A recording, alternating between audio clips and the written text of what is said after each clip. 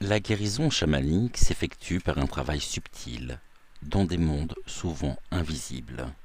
Le résultat tangible est la guérison physique, émotionnelle, mentale et spirituelle. J'ai appris avec Robert Waterban à équilibrer les auras et à travailler dans le corps énergétique.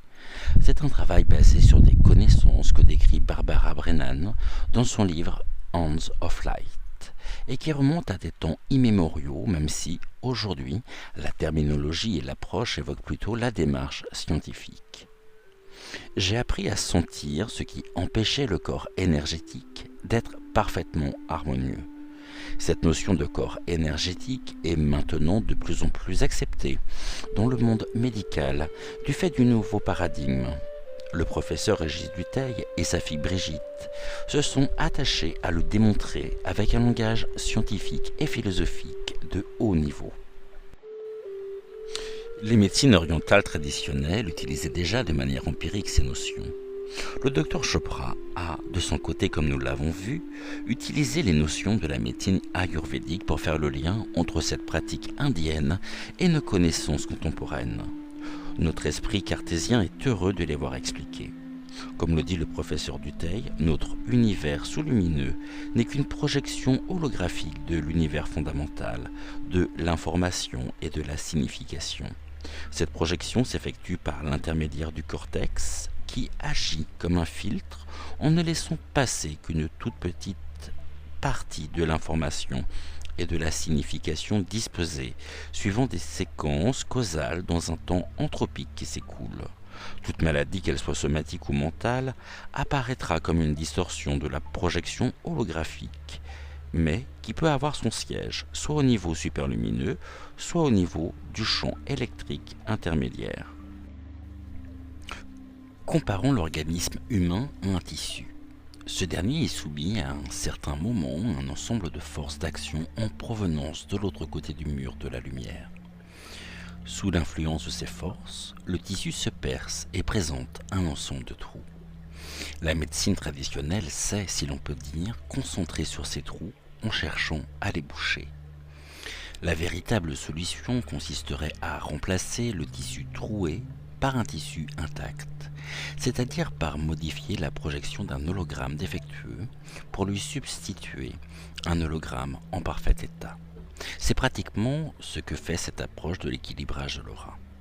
Pour reprendre l'analogie du professeur Dutheil, les problèmes, qu'ils soient physiques ou psychosomatiques, viennent de ces trous dans les tissus. Et ces trous sont créés essentiellement par un mauvais traitement de l'information superlumineuse qui se concrétise par des jugements négatifs sur la personne.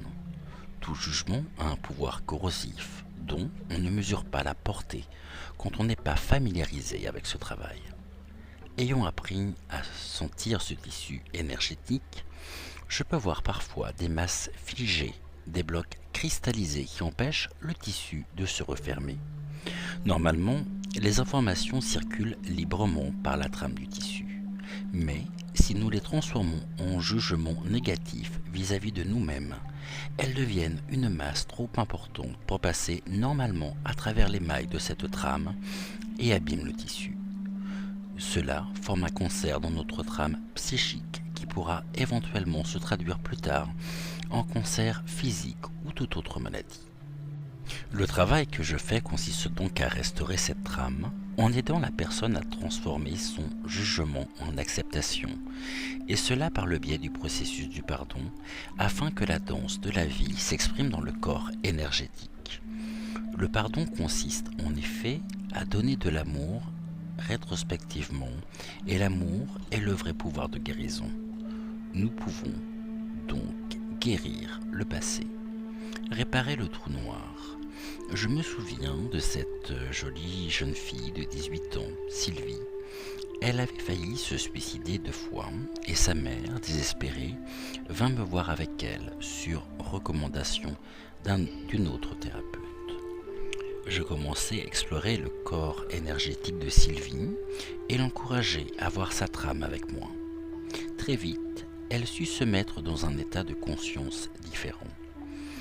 Nous découvrîmes ensemble l'existence d'un grand trou noir à la hauteur de son ventre. Elle me dit alors qu'elle avait subi 2 avortements. Je sentis que le trou, fait dans son champ aurique du fait de cet événement, était encore béant. Ce trou était ressenti par elle comme un gouffre sans fond qui absorbait son énergie. Pas étonnant qu'elle n'en ait plus beaucoup pour vivre.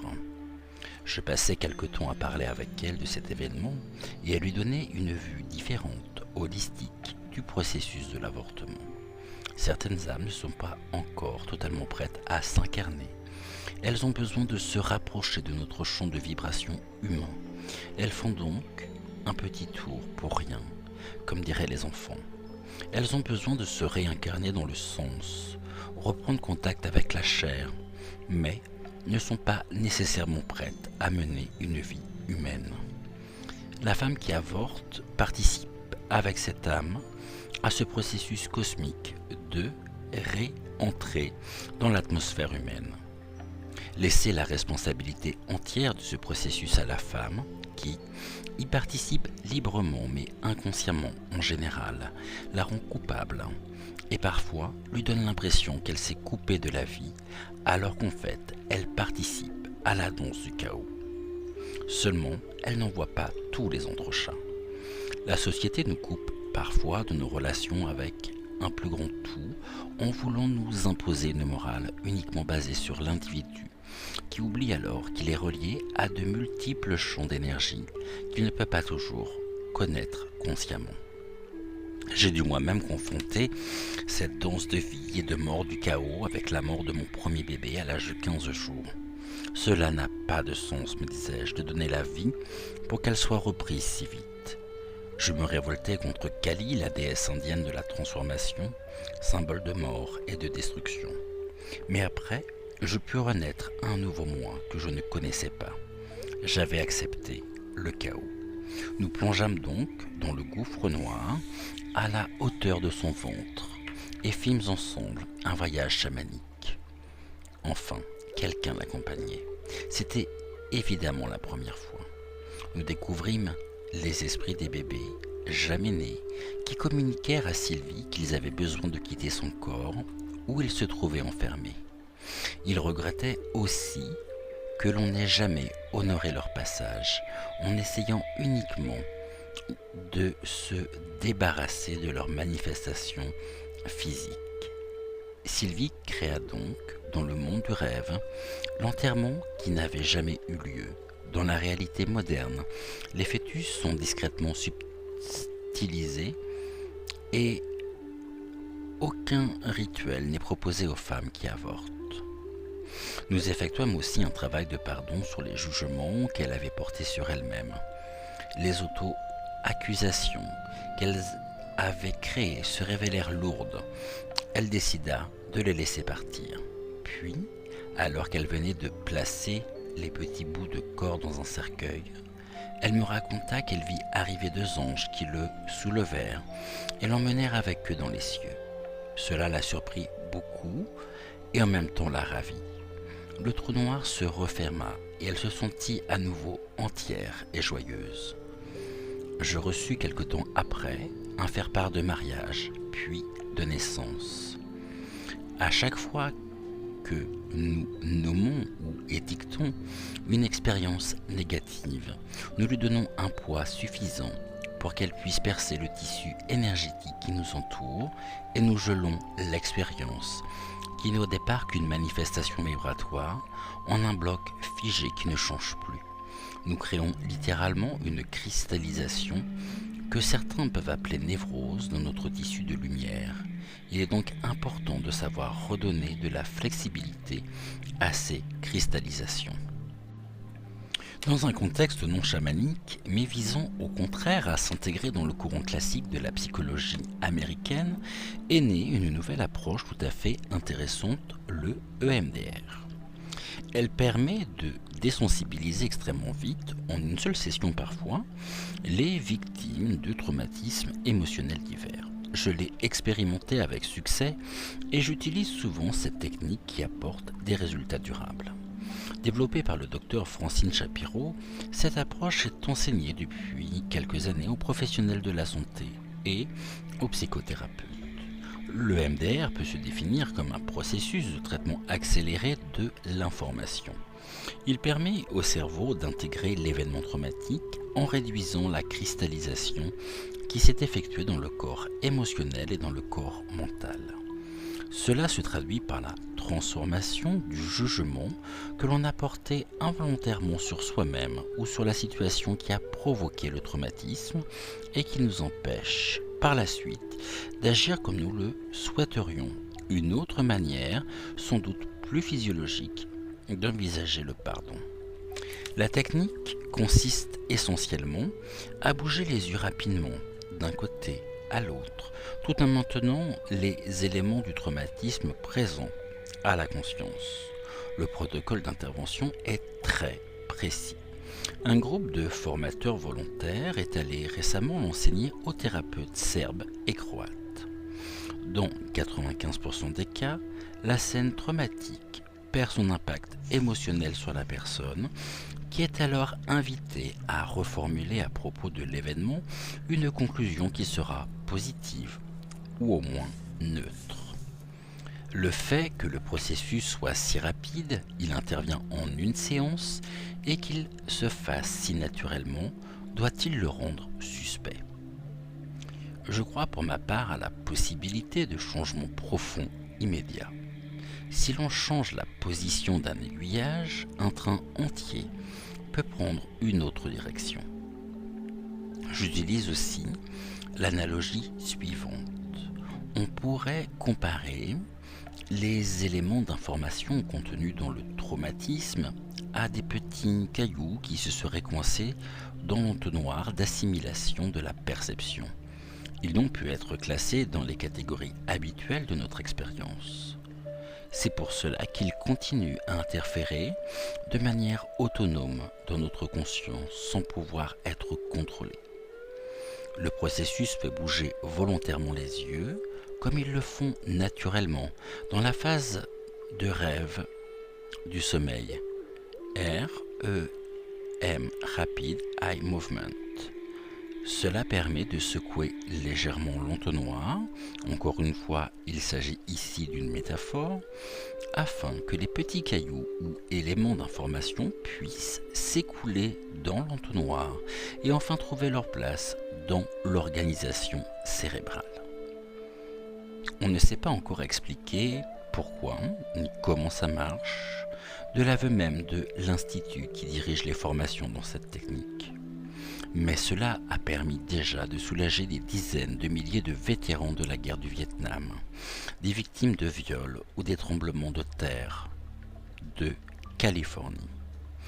On peut l'appliquer aussi pour des indications plus légères comme les phobies, les dépendances et de nombreux problèmes ayant leurs racines dans des événements de l'enfance.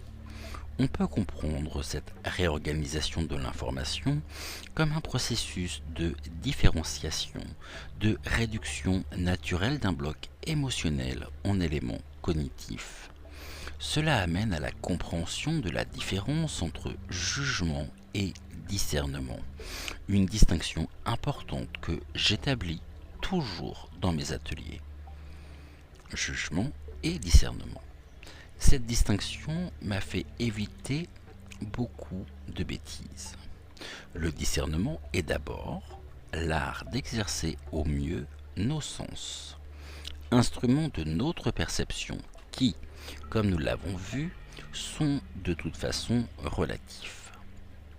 Le mental entre en jeu et permet de distinguer les différences entre les choses, les objets, les attributs, les niveaux, les fonctions, les valeurs.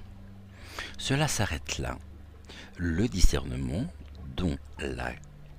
donne la capacité de faire les distinctions qui permettront de choisir ce qui nous convient le mieux et d'opter pour l'action qui en découle. Le jugement a plusieurs sens qui sont souvent mêlés. On pense tout d'abord au jugement rendu par une cour de justice. On a pesé le pour et le contre par rapport à certains critères de justice ou de bien et de mal. Ce jugement est neutre dans son contexte, mais il est assorti d'une possible punition. Il est dans le meilleur des cas, comparable à la loi karmique. Chaque action a sa conséquence suivant une règle de cause et d'effet. Mais il n'y a pas là de condamnation absolue.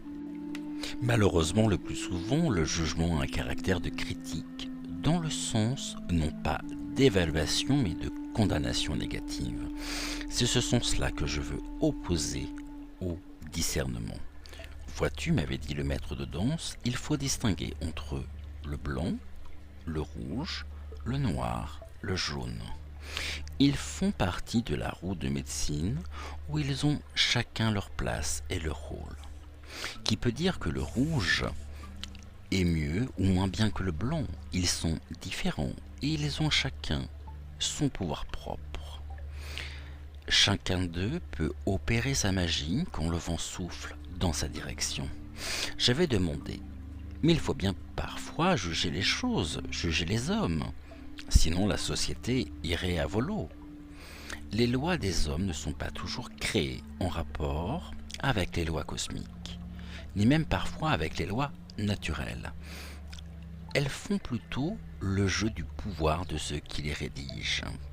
Ces lois veulent diriger aussi la vie personnelle des humains, qui disent alors « on doit, il faut ». Laisse parler ton cœur et ta connaissance intérieure. Eux savent les lois cosmiques. Que sont les lois cosmiques? On les appelle aussi les lois de la danse du soleil. Elles sont deux. La première est « tout vient du principe féminin. Respecte toujours le féminin ».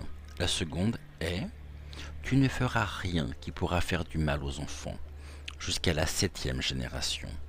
Vois et observe si ces lois sont respectées autour de nous. C'est pour cela qu'il faut savoir reconnaître le mensonge de la vérité. Les apparences sont parfois trompeuses. Il faut apprendre, avec l'esprit de la danse, à se mouvoir au milieu des récifs et des mers calmes. Qui peut dire que ce rocher là-bas est mauvais ou que la plage ici est bonne? Le rocher sert de refuge à l'otarie et la plage accueillante peut contenir des sables mouvants ou des insectes mortels. Le jugement hâtif ne nous porte pas chance. J'ai donc décidé de pratiquer le non-jugement. Cela veut dire très concrètement arrêter de laisser les voix entendues dans mon enfance me susurrer leurs critiques. Je veux à la place me donner de l'amour à chaque faux pas, à chaque chute, à chaque erreur, à chaque bobo. Qui le fera sinon?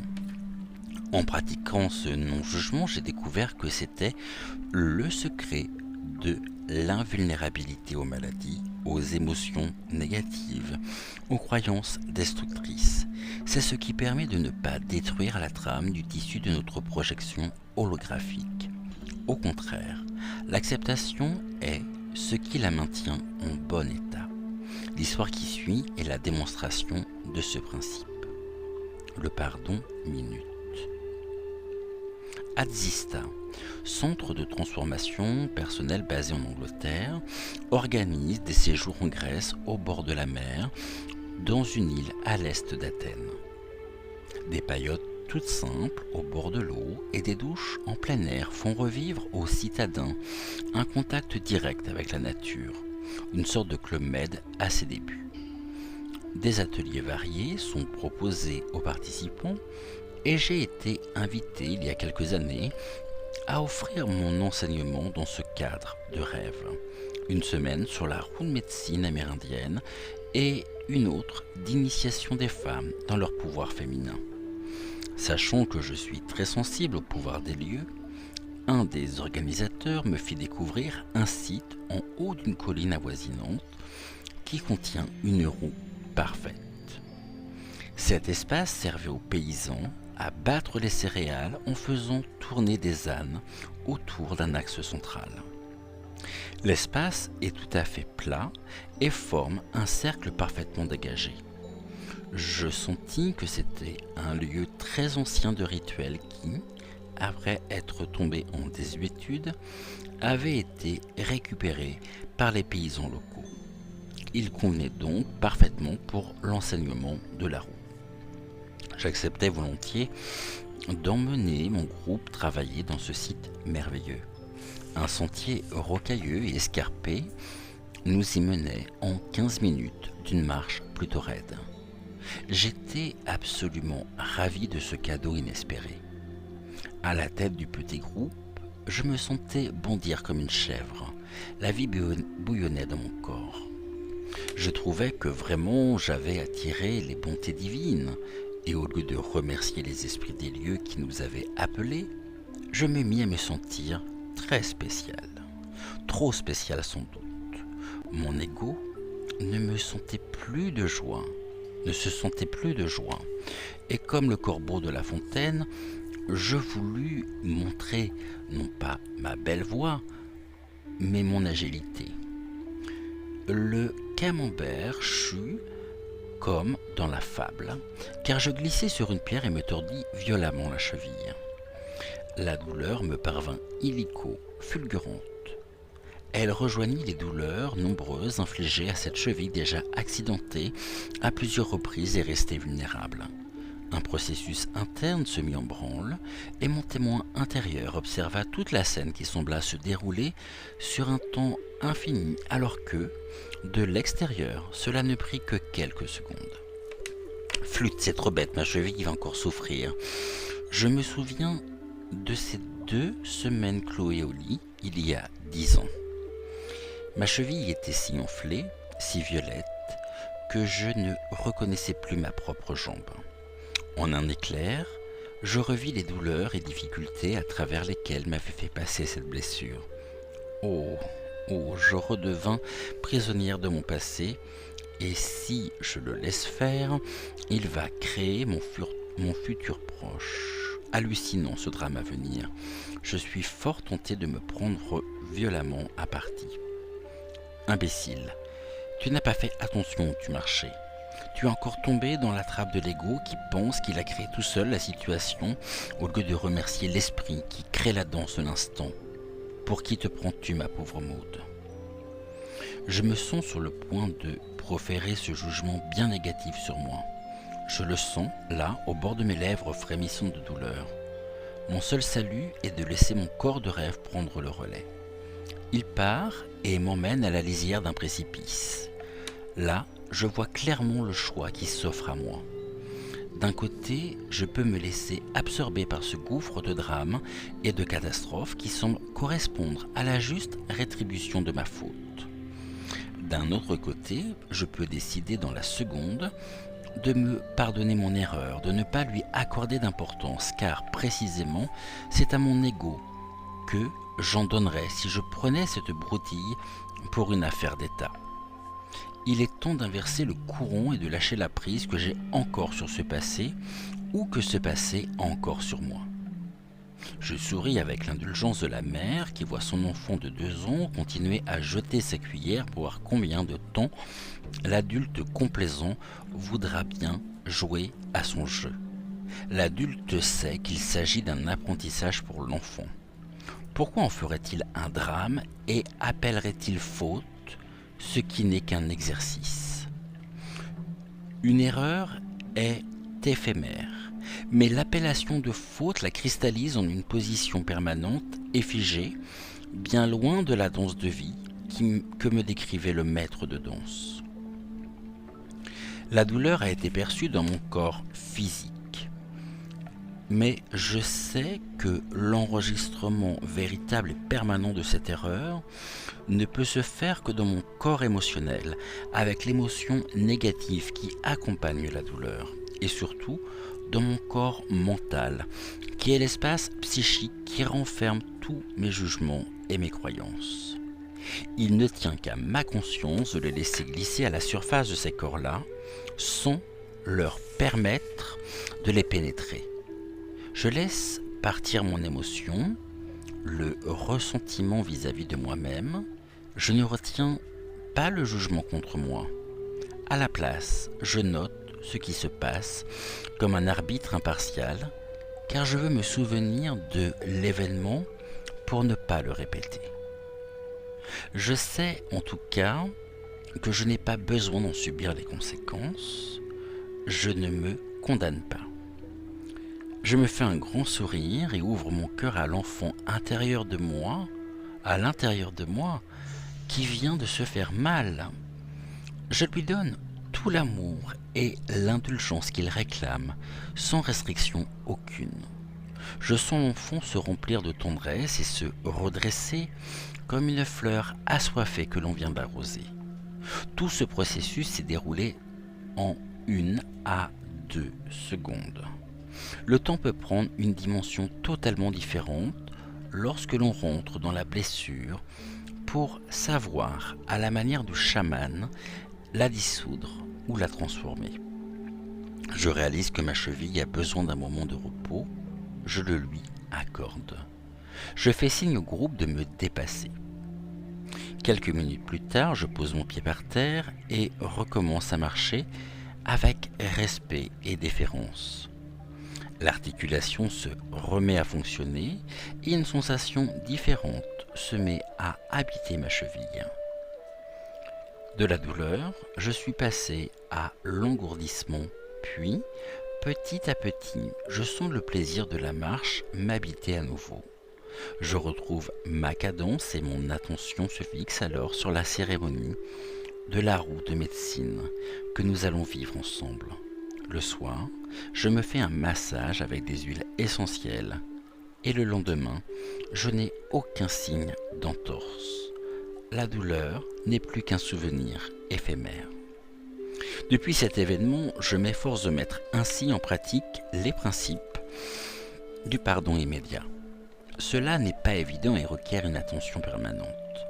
Si je me fais des petits bobos par-ci par-là, comme de me brûler avec le fer à repasser ou de me râper les doigts sur le crépi du mur en bricolant, je me pardonne dans l'instant et n'accorde aucune attention à l'extension possible de la douleur, tout en consolant mon corps physique avec de l'essence de lavande ou de l'arnica.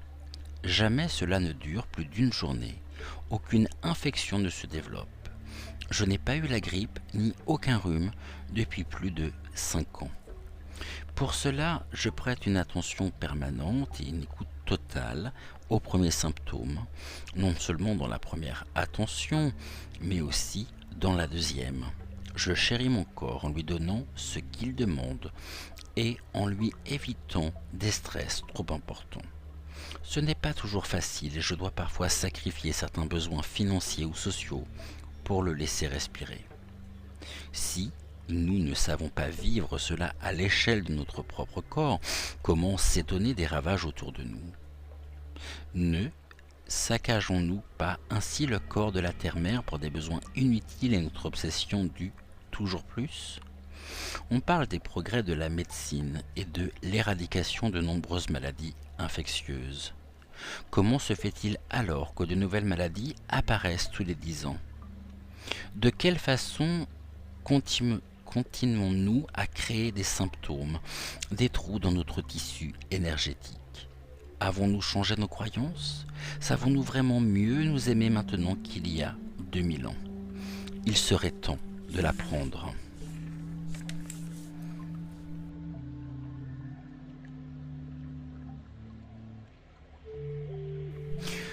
Vous savez donc maintenant ce qu'il faut faire pour éviter de laisser votre corps s'imprégner d'une nouvelle maladie. Cela ne veut pas dire que toute agression va être à jamais écartée de votre corps. La danse de la vie nous surprend toujours. Il s'agit seulement d'être vigilant et de considérer avec beaucoup de respect les attaques qui vous assaillent, qu'elles soient physiques, émotionnelles, mentales. Si vous êtes aussi poli qu'un caillou, elles n'auront rien pour s'accrocher et rester dans votre énergie. Elles passeront en douceur, c'est tout. Comme dans les arts martiaux, vous saurez la déflecter, la faire glisser sur votre galet bien poli. Mais si vous avez encore des aspérités, l'attaquant ne manquera pas de les saisir. Ces aspérités sont les jugements que vous conservez contre vous. Il est possible, et même probable, que vous ne soyez pas conscient de leur nature. Comme il est très pénible de se sentir coupable ou de s'en vouloir, sentiment inutile pour les chamans, il est courant parce que plus confortable d'en vouloir à quelqu'un d'autre, d'avoir du ressentiment contre une personne, un groupe, la société entière. En fait, c'est à soi que l'on en veut. Comme vous ne pouvez agir dans un premier temps que sur vous-même, il est vital de rechercher la nature du jugement qui crée cette aspérité intérieure. Ce jugement peut venir d'un événement traumatisant où vous avez conclu que vous étiez stupide, malhabile, faible, impuissant. Il peut aussi venir des critiques à répétition émises par des parents, des professeurs. Peu importe la cause, l'important est de changer la polarité de votre énergie par un processus que bien des traditions appellent le pardon et qui est la base de toute guérison. Les chamans sont une aide dans ce processus, mais vous pouvez aussi faire seul, sans intermédiaire, ce nettoyage psychique essentiel. Il est bon de le faire chaque soir, à la fin de la journée, en passant en revue les événements qui ont pu provoquer un jugement négatif sur vous, par vous-même. Si vous avez dit un mot blessant à un collègue, décidez d'une action appropriée à son égard et laissez partir le sentiment de culpabilité, comme on laisse une colombe s'envoler. S'il n'est pas possible de réparer votre action de manière pratique, faites-le dans le monde du rêve et suivez le processus qui suit. Il consiste essentiellement à faire appel à une énergie supérieure différente, par exemple l'amour inconditionnel, qui viendra remplacer le vide énergétique que vous avez créé dans votre corps de rêve avec votre jugement.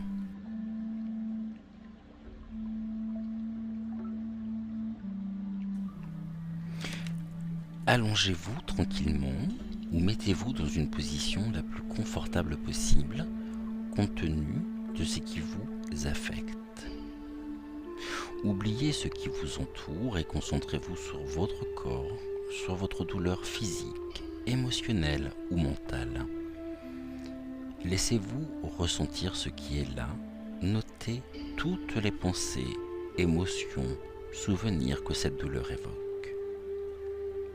Traversez la douleur physique, traversez la douleur émotionnelle et allez dans le monde du mental pour déterminer le jugement qui est lié à cette douleur. Cela n'est pas facile ni évident du premier coup et il vous faudra peut-être plusieurs essais pour y arriver. Persévérez. Il est dur pour l'ego de réaliser que l'on se juge négativement. Certaines personnes, au contraire, sont si attachées à leur jugement négatif qu'elles ont peur de le transformer. Courage et regardez en face votre réalité. Formulez le jugement en utilisant des termes personnels, en faisant commencer la phrase par « je ». Je suis un lâche, j'aurais dû faire quelque chose, je suis trop dur, je suis méchante. Si vous entendez à l'intérieur « personne ne m'aime », ce qui est une croyance, demandez-vous si vous ne voulez pas dire en fait « je ne suis pas digne d'être aimé », ce qui est un jugement. Lorsque vous sentez que vous avez mis le doigt sur un jugement qui vous torture de l'intérieur, même s'il est difficile à admettre, remerciez-vous d'avoir fait ce dur travail. Avec votre œil intérieur, regardez où vous mettez ce jugement dans votre corps. Il peut être dans votre ventre, dans votre cœur, dans la partie de votre corps qui ressent la douleur, mais pas nécessairement. Regardez-le. Ressentez sa couleur, sa forme, sa température. Si vous estimez que ce jugement vous dessert, soyez bien sûr que vous êtes prêt à le laisser partir. Si vous pensez que ce jugement vous sert, vous apporte quelque chose d'important qui vous manquerait lorsque le jugement disparaîtra, demandez alors à la force créatrice en vous de vous donner d'autres moyens, d'autres idées pour conserver cette chose importante, tout en vous laissant la possibilité de vous débarrasser de votre jugement négatif. Faites maintenant appel à cette énergie d'amour inconditionnel. Que cela soit la lumière du soleil, l'énergie divine sous quelque forme qui vous convienne, peu importe les symboles que vous choisirez. Ce qui compte, c'est qu'une énergie supérieure à celle qui habite ce jugement intervienne. Sentez votre poitrine s'ouvrir, votre cœur recevoir cette nouvelle énergie. Voyez-la dissoudre votre construction mentale. Laissez partir le jugement soit très vite, soit très lentement, soit en remplaçant progressivement le jugement par la lumière, la force supérieure.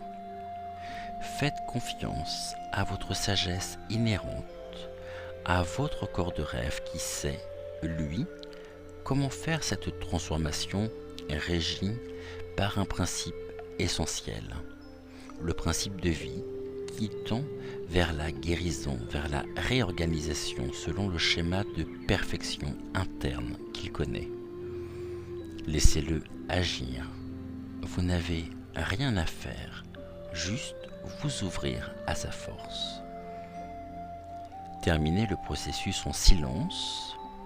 Laissez-vous ressentir le sentiment de gratitude que le processus engendre, la paix intérieure, le soulagement et la joie qui l'accompagnent. Il est possible que vous sentiez une grande émotion vous envahir et se manifester par des larmes. Laissez-les couler. Elles emportent les toxines qui vous empoisonnent. Reprenez lentement vos activités. Il est préférable de se reposer car le changement énergétique qui intervient peut parfois engendrer une fatigue profonde qu'une bonne nuit de sommeil répare parfaitement. Quelqu'un m'a proposé un jour cette version du jugement dernier. Le jugement dernier sera le jour où l'on émettra le dernier jugement vis-à-vis d'un autre ou de soi-même.